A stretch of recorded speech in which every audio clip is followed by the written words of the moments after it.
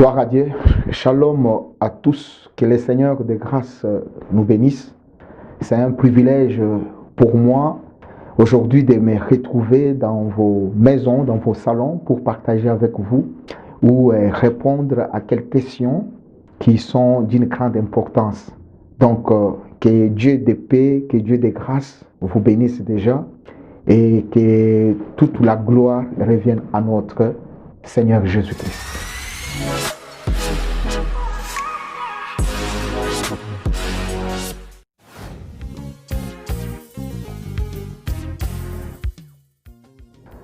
Je m'appelle Jean-François Kolomoni et suis de la nationalité congolaise d'origine et je viens d'une grande famille Lobo. Je suis marié à Frida Kolomoni et père de 4 enfants. J'habite en Suisse, à Berne, à Réconvilliers. Je suis horloger de formation suisse et entrepreneur congolais. Je suis également pasteur à l'église La Bonne Nouvelle de Berne avec un leadership efficace et équilibré. Qui est le bon berger? Jésus le bon berger. Qui est le bon berger? Jésus le bon berger. Jésus. Aujourd'hui, je dirais, ça fait 12 ans que je suis en train d'exercer ce ministère pastoral. Et pour dire que ça a été facile, non. Ça a été quelque chose d'impossible pour moi, je dirais. Pourquoi? Parce que, tu sais, lorsque Dieu m'a appelé, c'était facile d'écouter Dieu et comprendre Dieu était devenu une autre dimension. À ce moment que Dieu m'a appelé et j'ai commencé à exercer le ministère et des fois, je n'arrivais pas à comprendre Dieu.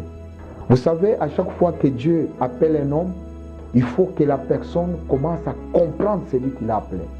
Et lorsque tu ne comprends pas très bien Dieu, tu vas vivre dans la confusion, tu vas vivre dans les tâtonnements et tu te poses tout genre de questions. Est-ce que j'avais écouté Dieu? Est-ce que c'est Dieu qui m'a parlé? Effectivement, c'était un moment extrêmement difficile. J'étais prêt d'abandonner. Et c'est alors que j'ai compris que je devrais maintenant accepter l'école de Dieu. Dieu devrait maintenant m'enseigner, m'apprendre pour que je puisse faire de la volonté de Dieu ma volonté et voir comme Dieu, parler comme Dieu et surtout comprendre qu'est-ce que Dieu attend de moi. À partir de ce moment, ça m'a pris vraiment beaucoup d'années, mais gloire soit rendue à notre Dieu pour cette grâce. Et aujourd'hui, je peux dire que tout va bien. On marche avec le Seigneur parce qu'on a compris la mission. Et surtout, lorsque un homme n'a pas compris Dieu, il ne peut pas marcher avec Dieu. Et lorsque un homme n'a pas compris Dieu, il ne peut jamais non plus accomplir la mission. Parce que tu vas vivre vraiment la confusion, tu vas vivre des choses pas comme tu l'avais écouté de la part de Dieu. Je bénis le Seigneur aujourd'hui pour sa grâce, sa faveur, je dirais, parce que ça n'a pas été facile. Mais lorsque tu comprends Dieu, lorsque tu commences maintenant à faire des pensées de Dieu, tes propres pensées, les priorités de Dieu, tes priorités, lorsque tu commences à dépendre de ces dieux-là, je pense que la chose va aller beaucoup mieux. Donc voilà, ça n'a pas été facile, mais par la grâce de Dieu, nous sommes arrivés avec l'aide du Saint-Esprit à comprendre les seigneurs de gloire. Je les appelle par leur nom et elles me répondent. Waouh! Ça, c'est comme si vous me demandez qu'est-ce que j'ai fait pour devenir pasteur ou un homme de Dieu. Mais je te dirais que je n'ai rien fait, rien du tout. Et je n'ai pas eu de motivation particulière pour devenir au ministère de la parole. Vous savez, le ministère, c'est un don. La Bible dit, Jésus-Christ, il a fait les dons aux hommes. Les autres sont devenus des docteurs, des apôtres, des prophètes, des pasteurs, des évangélistes. Lorsqu'on parle d'un don, c'est quelque chose qu'on n'a pas mérité. C'est un privilège, c'est une faveur. Moi, je dirais par contre que j'avais fait par tout mon mieux de ne jamais être un homme de Dieu. Mais si le Seigneur t'a déjà pointé du doigt, tu finiras toujours entre ses saintes mains. Il n'y a aucun effort, il n'y a aucune motivation qui peut pousser à un homme de devenir un homme de Dieu. C'est juste une grâce, c'est juste un don que Dieu accorde aux hommes. Voilà, si je peux répondre très rapidement, c'est parce que on ne peut pas associer l'appel de Dieu, le ministère de Dieu aux efforts parce qu'il y a eu ça, parce que j'ai fait ça. Non, c'est un don. Acceptons humblement, j'accepte humblement que le Seigneur m'a accordé cette grâce. Voilà. Je les conduis, oui, je les protège. Non. Écoutez, la Bible est claire. Être un ministre de Dieu n'est pas un choix humain. C'est pas tu te réveilles un matin, tu te dis voilà, je vais devenir un homme de Dieu. Non, c'est pas comme ça. La Bible parle clairement. Vous allez voir que Jésus-Christ, il a fait les dons aux hommes. En dehors du don du Saint-Esprit, les 5 ministères de la parole, ce sont aussi des dons. Lorsqu'on parle d'un don, c'est quelque chose qu'on n'a pas mérité. C'est quelque chose qu'on n'a même pas demandé. La Bible dit qu'il a fait les uns des docteurs, des apôtres, des pasteurs, des évangélistes, des prophètes, et avec un seul objectif, la perfection et l'édification des saints. Donc, je serais vraiment mal à l'aise de dire aujourd'hui que moi, Bishop Franck, j'avais choisi de devenir pasteur. Non, pas du tout. Parce que pour devenir ou être pasteur, c'est pas ma volonté. Si vous saviez, la seule chose que je détestais, que je n'aime pas, c'était de servir le Seigneur. Et la première des choses que vous devez voir, regardez dans la Bible, vous allez voir que tous les hommes que Dieu avait appelés, la première des choses, ils commencent par rejeter. On commence par Moïse. Moïse, Dieu l'appelle, il dit que je t'appelle pour que tu ailles, je t'envoie pour libérer mon peuple. C'est ça même l'appel au ministère. Moïse dit non, je ne peux pas aller parce que je ne sais pas parler. Vous voyez? Donc, malgré qu'il pouvait échapper et chercher des à côté pour fuir la vocation du Seigneur, il est finalement tombé comme un instrument entre les mains de Dieu. Cela est aussi le cas pour Jonas. Quand Dieu lui a envoyé pour aller évangéliser ces villes de Ninive, Jonas ne voulait pas. Il voulait contourner. Vous voyez? Donc, l'appel de Dieu n'est pas un choix humain. C'est un don, c'est quelque chose qu'on n'a pas mérité. On ne peut pas faire l'école ou aller à l'université, apprendre la théologie pour devenir un homme de Dieu. Non, ça c'est un ministère, c'est un don que Dieu fait aux hommes, que Dieu fait aux femmes pour apporter la bonne nouvelle. Donc si je suis aujourd'hui ministre de Dieu, c'est un privilège. Je bénis le Seigneur pour ça. Je n'ai jamais choisi ça. Qui est le grand voleur? Oui, l'apostolat peut être considéré comme un métier. Alors aujourd'hui, il y a beaucoup de pays dans le monde qui sont en train de favoriser ça. Vous voyez, qui soutiennent l'Église. Et parce que, écoutez, il y a une différence entre un homme qui a fait les études théologiques pour devenir pasteur et avec un homme que Dieu a appelé. Vous voyez? Et quand Dieu t'appelle au ministère, tu as d'abord l'appel de Dieu. Vous voyez? Et l'appel de Dieu, comment on peut reconnaître qu'un homme il a l'appel de Dieu? Ce n'est pas parce que tu t'appelles pasteur, c'est par rapport au message que tu apportes. Vous voyez? Les messages que tu apportes déterminent si tu as le ministère ou pas. Alors moi je dirais que ce n'est pas un péché. L'apostolat peut être considéré comme un métier. Par exemple, ici en Suisse, l'apostolat est payé comme un métier. Vous voyez? C'est payé comme un métier et cela n'est pas un péché. Et je prie que que Dieu amène quand même une connaissance, que notre façon de voir les ministères change. Mais vous devez aussi savoir que l'apostolat aussi, ce n'est pas un privilège d'escroquer les gens. Non, ce n'est pas ça. Ça, c'est quelque chose, malgré qu'il y a des gens qui en font un mauvais usage, mais nous devons reconnaître que le ministère, c'est Dieu qui appelle. Après, tu peux faire des formations, faire tout ça, ce n'est pas mauvais, mais la plus grande chose que nous pouvons retenir, l'apostolat peut être aussi considéré comme un métier. Je te connais car tu es le grand voleur. Oui, j'ai toujours répondu à cette question, mes bien-aimés. Comme vous le savez, l'Église n'est pas une propriété d'un homme. Ça, personne ne peut contredire. La Bible est claire. La Bible dit que Christ, il a donné sa vie, il a donné son sang, il est mort à la croix pour sauver. Et avant même de dire que l'Église appartient au pasteur, il faut d'abord se poser la question, c'est quoi même l'Église? L'Église, ce sont l'ensemble de ceux qui sont rachetés par les saints. L'Église n'appartient pas à un homme. Un homme de Dieu, c'est juste un serviteur que le Seigneur a placé dans son Église pour édifier et amener la perfection au sein. Donc, l'Église n'appartient pas à un homme parce qu'aucun pasteur n'a payé le prix pour sauver l'Église. Voilà pourquoi j'aimerais encore répéter aujourd'hui pour dire que les pasteurs, nous ne sommes qu'au service de Dieu. Nous sommes que dans la famille de Dieu. L'Église ne nous appartient pas. Dieu nous a choisis. On n'a pas demandé, on n'a pas eu de critères particuliers pour que Dieu nous place. C'est juste une faveur. Vous voyez, regarde Moïse. Dieu a appelé Moïse pour aller faire sortir le peuple d'Israël. Et quand Moïse n'était plus, Dieu, il a choisi quelqu'un d'autre. Il a choisi Josué. Il a dit, mon serviteur Moïse, il est mort. Maintenant, c'est toi.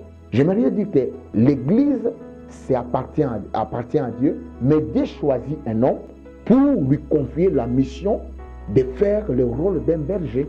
Mais le vrai berger, c'est Jésus-Christ. Pour me séduire, oui, pour me troubler. Oui, la patience est les clés de la réussite. Mais quand on parle de la réussite, il n'y a pas seulement la patience. C'est-à-dire qu'il y a encore d'autres clés qui doivent être associées à la patience et ça forme un bouquet. C'est tout un trousseau de clés. Et ces clés, qu'est-ce qu'il faut? Il faut d'abord que tu accèdes à la connaissance de ces clés-là. Et quand tu as la connaissance de ces clés-là, tu dois aussi les appliquer. Quand tu appliques ça dans ta vie, et l'ensemble des résultats de tous ces clés-là vont te conduire à la réussite. Je prends un exemple qui est vraiment simple. Par exemple, quand tu vas à l'école, ce n'est pas parce que tu as reçu en mathématiques que tu auras ton diplôme. Non, la réussite, c'est l'ensemble des résultats de tous les cours que tu as reçus. Il y a le français, il y a la mathématique, il y a la physique, il y a d'autres cours qui sont là. Quand tu prends les résultats de tous ces cours, et ça peut te donner une réussite.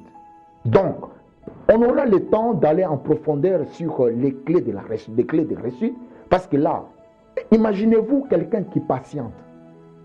Quand il patiente, c'est qu'il a déjà fait quelque chose. Ce qu'il a fait, il peut patienter pour attendre les résultats. Peut-être tu as travaillé, peut-être tu as fait un projet, mais tu ne peux pas seulement croiser les bras et tu n'as rien fait. Tu vas réussir comment? Donc, parmi les clés de réussite, nous avons aussi la persévérance, nous avons aussi le courage, nous avons aussi la planification. Et n'oubliez jamais une vie de sainteté, une vie d'obéissance. Quand la Bible dit c'est avec Dieu.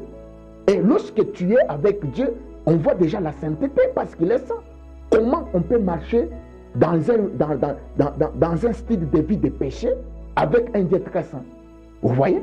Donc, je dirais que la patience fait partie des trousseaux de clés de réussite.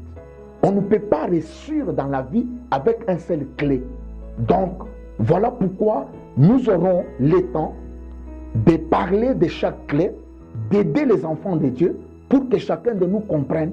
Donc vous allez voir que ça sera quelque chose d'extraordinaire que nous pouvons apporter. Que Dieu nous bénisse. Qui est le bon berger? Jésus le bon berger. Qui est le bon berger?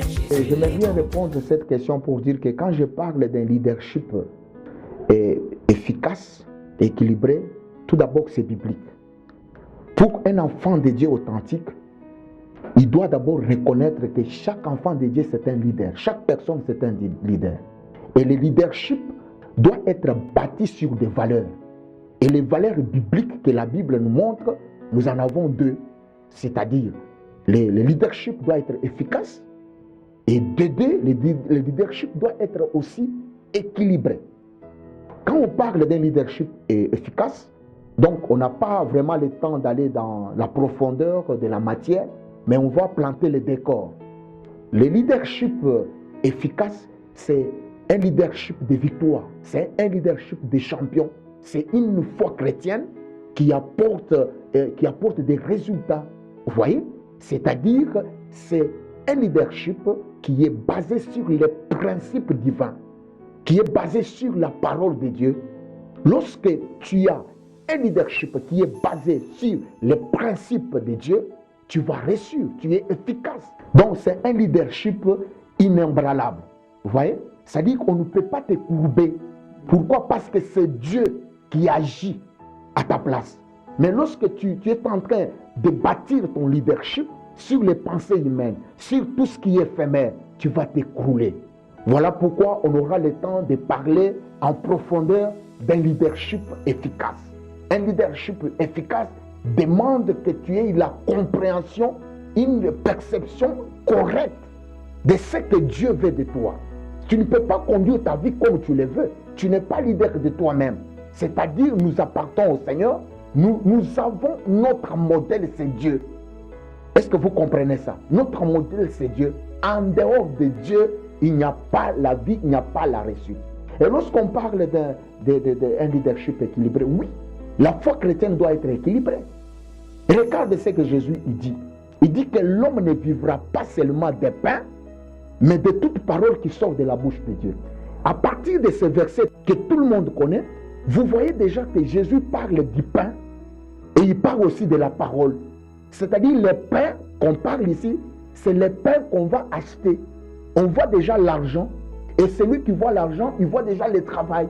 C'est-à-dire c'est un leadership où les gens ont un esprit d'entrepreneur, où les chrétiens doivent se mettre au travail. Ils doivent travailler pour que Dieu de gloire puisse faire descendre sa bénédiction dans leur vie. Tu ne peux pas rester dans ta maison, croiser les bras, en train d'attendre la promesse de Dieu. Tu attendras pour longtemps. Il te faut que tu puisses te former, que tu travailles, que tu fasses ça, afin que tu aies du pain. C'est ça ce que Jésus parle. Il dit que oui, l'homme ne vivra pas seulement de pain. Il faut aussi la parole. Vous allez voir que déjà nous voyons que dans un leadership, on doit avoir deux pieds pour bien marcher. Lorsque tu n'as pas ces deux pieds, c'est-à-dire tu n'es pas efficace et tu n'es pas équilibré, tu vas tomber. Tu vois? Ça va nous permettre, je pense qu'on aura encore beaucoup de temps pour aller un peu en profondeur avec beaucoup de détails. C'est un peu ça l'idée et le décor que nous plantons. C'est possible de vivre une foi chrétienne équilibrée. Vous voyez, la foi doit être équilibrée, doit être efficace. La vie chrétienne sur cette terre, on n'est pas là pour parler seulement comme si nous sommes en train de raconter les histoires. La vie chrétienne, c'est une réalité. On peut vivre cette vie sur la terre si et seulement on adopte le style biblique d'un leadership efficace qui est basé sur les principes, qui est basé sur l'obéissance à la parole, qui est basé sur une vie de sainteté, une vie de persévérance, une vie qui a une vision claire. Vous voyez un peu ça? J'aimerais que chacun de nous comprenne que Dieu, il est bon, il a tout prévu pour notre bonheur. Que Dieu nous bénisse. Toutes mes brebis, elles me connaissent. Je les appelle par leur nom et elles me répondent. Gloire à Dieu.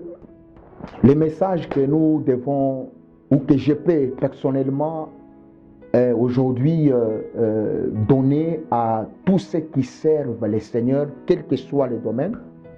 Et premièrement, d'abord, de reconnaître que Dieu, il n'est pas un homme. Là, ça, c'est la première des choses. Et la deuxième des choses, les pensées de Dieu ne sont pas les pensées des hommes.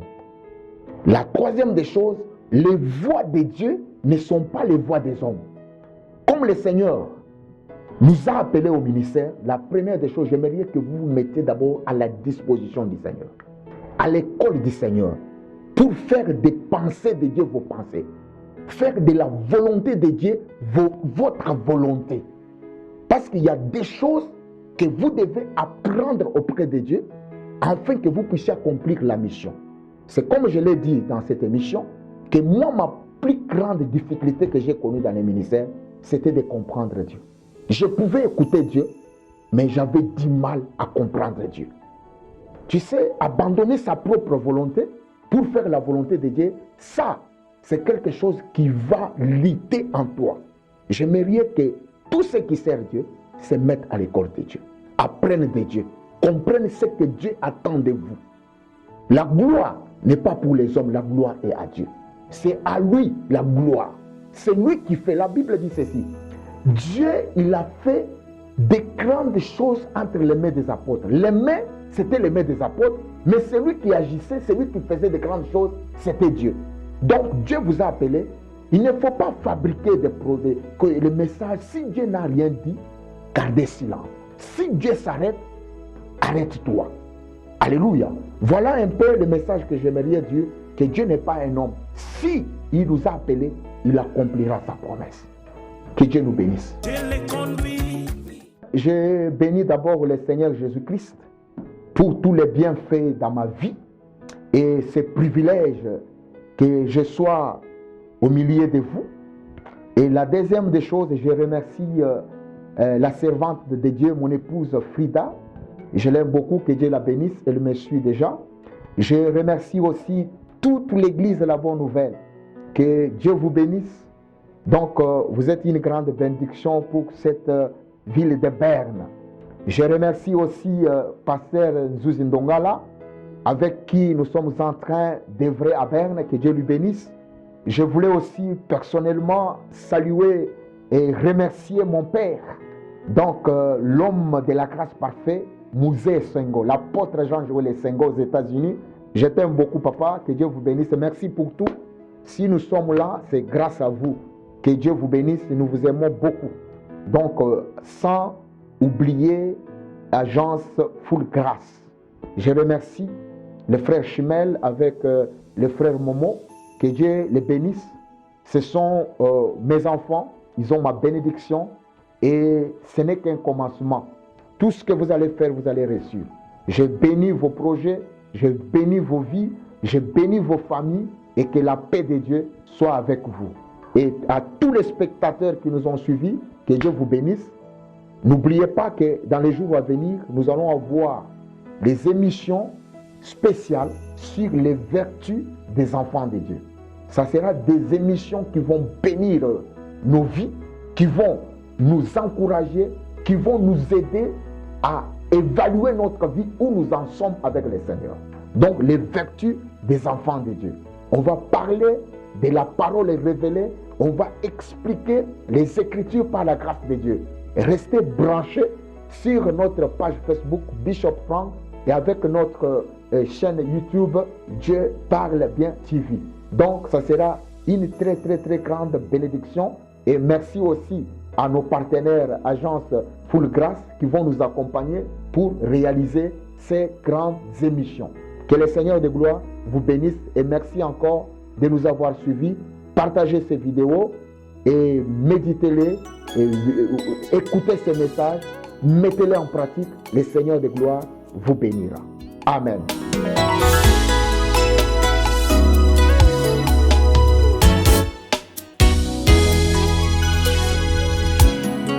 Jésus est le cep et moi je suis le sarma. Je demeure en Jésus et Jésus demeure en moi. Le Dieu qui m'inspire est plus fort que celui qui est dans ce monde.